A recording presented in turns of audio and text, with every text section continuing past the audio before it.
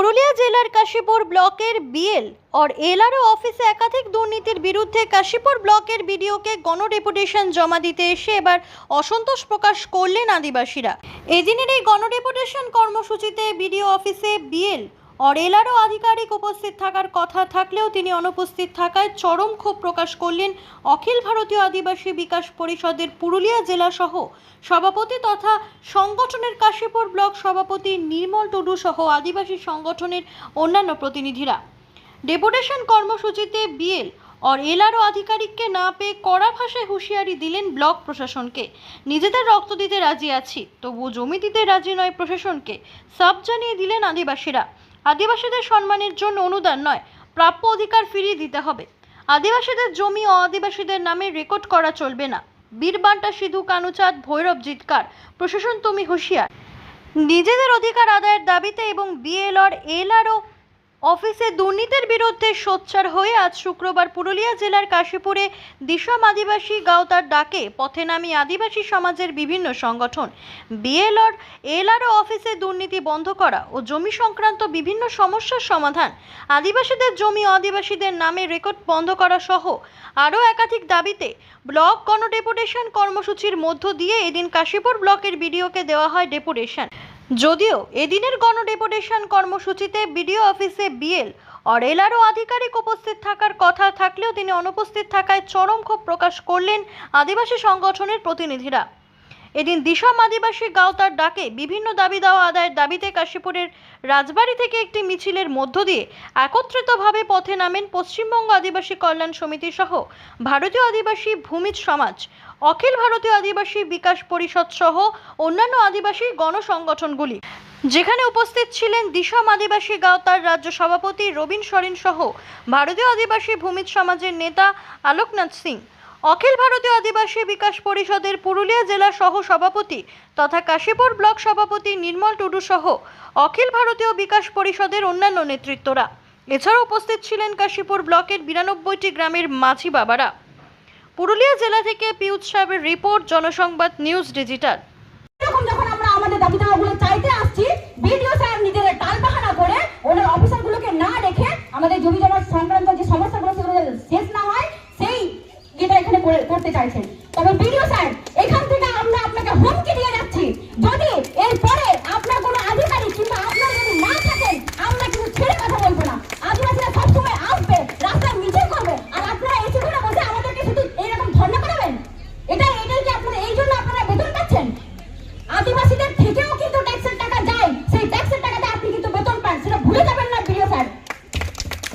এরপরে যাতে আদিবাসীদের সব সমস্যা সুরাহা এখান থেকে পায়, নাহলে কিন্তু এই বৃহত্তর আন্দোলন আদিবাসীরা নামবে। তখন কিন্তু এখানে যেমন চুপচাপ হয়ে মহিলারা, আদিবাসীরা, ছেলেরা দাঁড়িয়ে আছে, সেই চুপচাপ কিন্তু হবে না। কিছুদিন আগে আপনারা দেখলেন দিনেশ মুর্মু কি রকম একটা পদক্ষেপ নিয়েছে, সেই পদক্ষেপ কিন্তু সেই রক্ত কিন্তু আমাদের মনে আছে, সেই রক্তের কিন্তু আমরা ছেলে মেয়েরা, সেই আদিবাসী রক্ত কিন্তু আমাদের মধ্যে বইছে।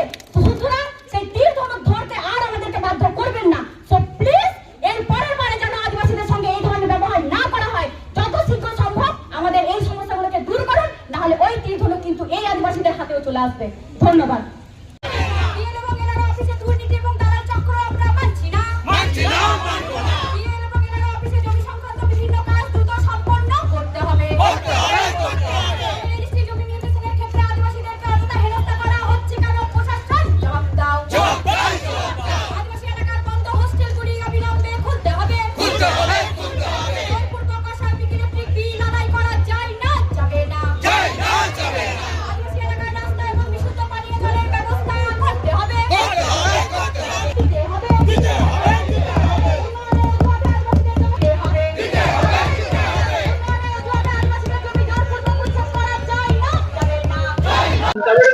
আজকে কর্মসূচিতে আপনারা অসন্তোষ প্রকাশ করলেন বিএলআরও সাহেব না থাকায়, বলবেন?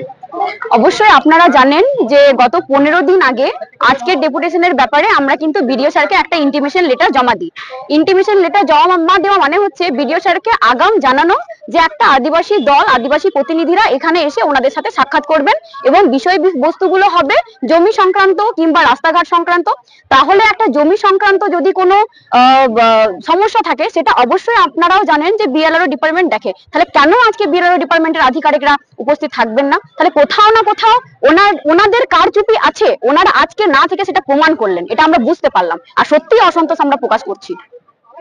আপনারা অভিযোগ করছেন আদিবাসীদের জমি আদিবাসীদের নামে রেকর্ড করা হচ্ছে, কি বলবেন? অবশ্যই করা হচ্ছে, আমাদের কাছে নথি আছে, আমাদের কাছে তথ্য আছে।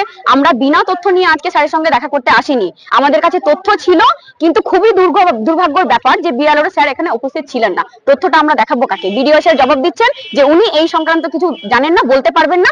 আবার আমাদেরকে দিন 15 পরে আবার অ্যাপয়েন্টমেন্ট নিয়ে আবার দেখা করতে বলছেন। তাহলে এই অ্যাপয়েন্টমেন্টটা নেওয়া আমাদের কাছে বেকার হলো। তাহলে কেন উনি বললেন না যে আপনারা আরো 15 দিন পরে অ্যাপয়েন্টমেন্টটা নিতে পারতেন? তাহলে হয়তো বিএলআরও স্যার থাকতেন। তাহলে এটা আদিবাসীদেরকে একদম হেনস্থা করার একটা চক্রান্ত চলছে। চাইছেন এখন আপনারা?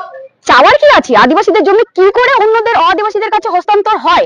আপনারাও জানেন যে সংবিধানে কোথাও লেখা নেই যে আদিবাসীদের জমিগুলো অন্য কোথাও হস্তান্তর করতে পারবেন। তাহলে কোন দালাল চক্র এখানে কাজ করছে। সেই দালাল চক্ররা নিশ্চয়ই বিএলআরও স্যারদের সঙ্গে ওনাদের কোনো যোগসূত্র আছে, যেটা আজকের উনি না উপস্থিত না থাকায় আমরা সেটা জানতে পারছি। যদি এর সুরাহা না হয় তো আগামী দিনে কি পদক্ষেপ গ্রহণ করবেন? দেখুন, সুরাহা না হলে তিলকে তাল করতে সময় লাগবে না। আপনারা দেখেছেন দীর্ঘ 32 বছরের একটা কি বলবো, যেটা আপনি দীনেশ মুর্মুর কেসটা দেখেছেন, একটা সিবিআই অফিসারকে উনি তীর ছুঁড়ে মারলেন, সেই তীরটা কিন্তু আমাদের কাছেও আছে। সেটা জং ধরে গেছে, এটা যেন না ভাবে। আমরা এরপরে বৃহত্তর আন্দোলনে নামবো যদি আমাদের না এই সুরাহা আমরা না পাই। আগামী 26 বিধানসভা নির্বাচন, আপনাদের কোনো ভূমিকা থাকবে কি বিধানসভা নির্বাচনের ব্যাপারে আমরা এখন কিছু বলতে চাই না। আমরা আদিবাসীরাও ভোট দেয়, আপনারাও জানেন, সবাই ভোটের সঙ্গে যুক্ত আছে। কিন্তু আদিবাসীরা যদি নিজের দাবি দেওয়া থেকে বঞ্চিত থাকে সেটার বিরুদ্ধে লড়াই করবে। বিভিন্ন রাজনৈতিক দল যারা ক্ষমতায় রয়েছেন, জনপ্রতিনিধি, আপনাদের সমাজেরও বিভিন্ন জনপ্রতিনিধি রয়েছেন, তাদের উদ্দেশ্যে কি বার্তা দেবেন? জনপ্রতিনিধিদের কাছে আমার এটাই বার্তা যে আদিবাসীদের যদি কোনো সমস্যা হয় আপনারা এগিয়ে আসুন।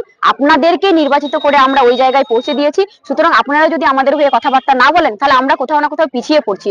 এই যে আপনারা আদিবাসীরা যারা কোথাও পঞ্চায়েত সদস্য, কোথাও সমিতির সদস্য কিংবা জেলা পরিষদ সদস্য কিংবা এমপি এমএলএ হয়েছে, সেটাও কিন্তু সংবিধানের অধিকার থেকে পেয়েছে। সেখানেও আদিবাসীরা ভোট দিয়ে কিন্তু আপনাদের ওই পথে ওই জায়গায় বসিয়ে দিয়েছে। তাহলে আজ আপনারা আদিবাসীদেরকে ছেড়ে দিচ্ছেন কেন? আসুন আপনারাও আদিবাসীদের সঙ্গে লড়াই করুন। ভুলটা ভুল, ঠিকটা ঠিক, এই কথাটা বলতে শিখুন। আপনার নাম এবং আমি হচ্ছি সীমা মার্ডি, দিশাম আদিবাসী গাওতার সদস্য।